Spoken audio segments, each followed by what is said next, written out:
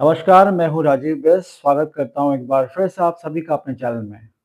तो भई, आज मैं एक और बाँसुरी का ट्यूटोरियल लेके आया हूँ।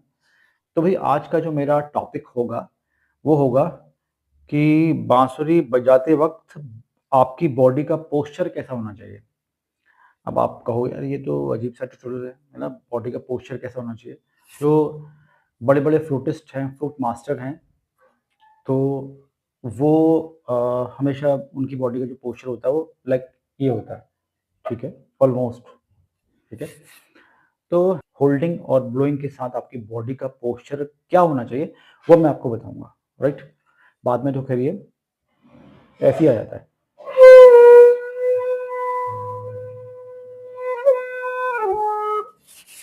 और उसके पीछे लॉजिक क्या है वो भी मैं आपको बताऊँगा। तो भई, जब आप बाँसुरी बजाते हो, जहाँ पर भी आप बैठते हो, है ना?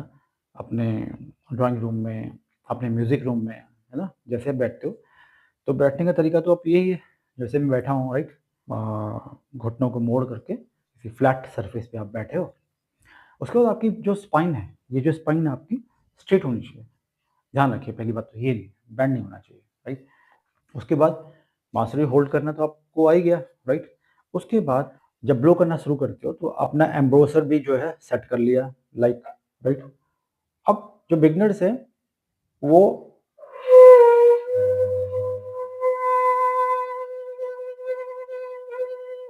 ऐसे शुरू नहीं करेंगे। वो कैसे शुरू करेंगे मैं आपको बताता हूँ। कुछ ऐसा आपका आना चाहिए भई, ये।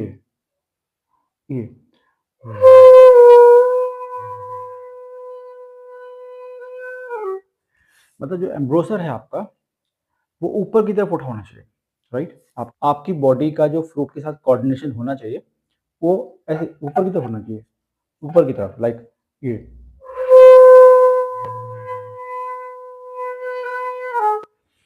और बाँसुरी ब्लो करते वक़्त, कोई भी नोट्स बजाते वक़्त आप जब स्टार्ट करेंगे, लाइक एम्ब्रोसर सेट कर लिया आपने, उसके बाद अपना ब्लो करना शुरू किया, उसके बाद धीरे-धीरे आप उसको लिफ्ट करेंगे ऊपर की तरफ।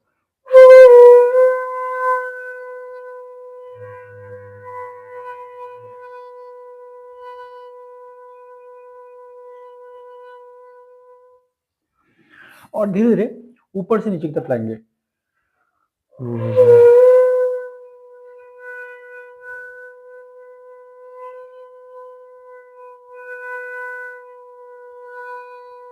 और यहाँ पे आके रोक लेंगे।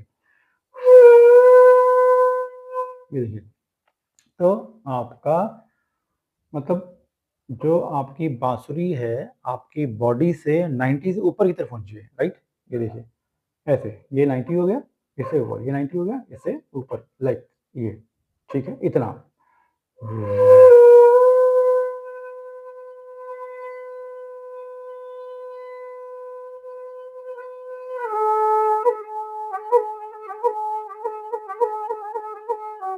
लाइक बाद में तो ख़ैर जब आप सुर साध लेते हैं अच्छी तरह से, आपको टाइम हो जाता है 6 महीने, साल भर, 2 साल, 3 साल, तब तो बाद में फिर वो ऐसे ही आ जाता है, राइट?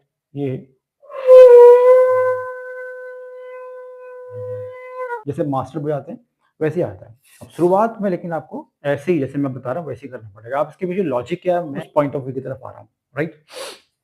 देखिए भई, शुरुआती दौर में जब आप बाँसुरी बजाते हो, जब एम्ब्रोसर सेट करते हो, तो आपकी बहुत ज़्यादा स्पिट आता है। ये मान के चलिए, आपका आपका स्पिट गिरता है, किस पे? बाँसुरी पे। और वो सारी बाँसुरी से होता-होता जब आप लॉन्ग नोट का अभ्यास करते हो, तो वो स्पिट आता मतलब पूरी बाँसुरी में मतलब भर जाता है। कहने का मतलब पूरी बाँसुरी गीली हो जाती है। ये मेरा पर्सनल एक्सपीरियंस है भाई। अब इससे होता क्या है, धीरे-धीरे फिर बाँसुरी में खटास शुरू हो जाती है और एक दिन जो है बाँसुरी में आपकी ऑटोमैटिकली खटास दिखाई देगी। तो खटास एक ऐसा कॉज़ है कि बहुत ही जल्दी आपकी बाँसुरी डैमेज हो जाती है इससे, है ना? जो स्पिट आपका आता है और आता ही है भई, है ना? अब स्पिट कैसे कम करें, है ना? स्पिट कम से कम हो या ना के बराबर हो, इसके लिए मैं फिर दूसरे वीडियो में आपको बताऊँगा।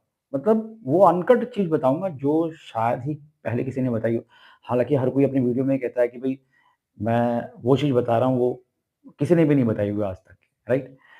तो क्योंकि मैं अनकट इसलिए कह रहा हूँ क्योंकि ये मैंने फ़ील की है। ये सारी चीज़ें मैंने फ़ील की हैं और मुझे इससे मैं कितना परेशान रहा। तो सारी चीज़ें जो 15 साल की मेरी लॉन्ग जर्नी है फ्लूट के लिए, कितना मैंने समय इसमें बर्बाद किया, कितनी मेरी बाँसुरी में खटास आई, है ना?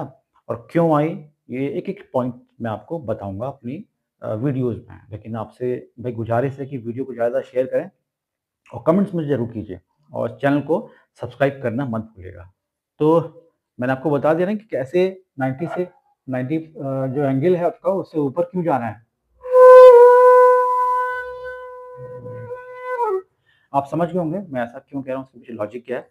स्पिटिंग का, जो स्पिट आपके मुँह से गिरता है बाँसुरी में, ब्रोशर सेट करते हैं उसके जो ब्लोइंग होल है उसके थ्रू जब बाँसुरी पे जाता है, तो भाई साहब एक टाइम ऐसा आता है जब बाँसुरी भी पूरी गीली हो जाती है अंदर से।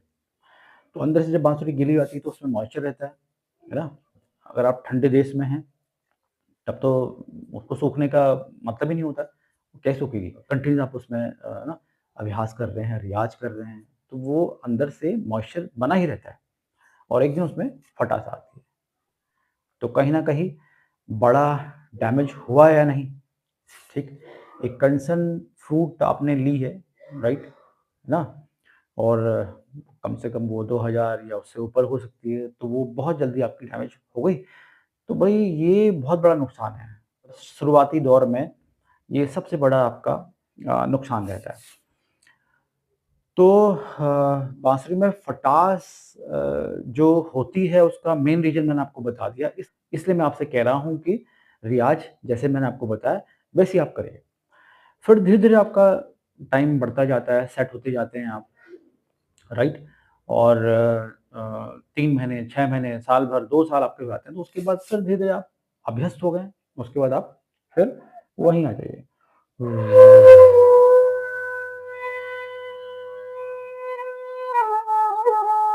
तो क्या तब आपको पता लग जाता है कि यार मेरा स्पिट गिर रहा है, तो वहाँ पे आप बाँसुरी ना वहाँ पे आप सुर को तोड़ देते हो। देखिए जैसे मैं बजा रहा हूँ। अब मुझे पता लग रहा है कि यार मेरा स्पिट गिर रहा है, तो वहाँ पे मैं तोड़ दे रहा हूँ और उसे अंदर ले ले रहा हूँ। ठीक है भई? तो हुआ क्या कि जब आप ऐसे ऊपर की तरफ बाँसुरी ले जा रहे हो, लाइक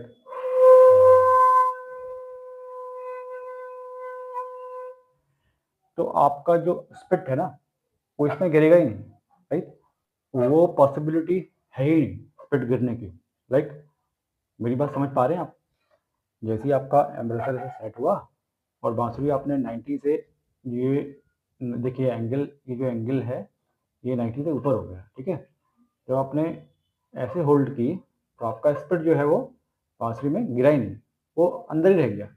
मतलब आपके अंदर ही रह गया, मुँह के अंदर ही रह गया। उसे आप इन्हेल कर सकते हैं, राइट? तो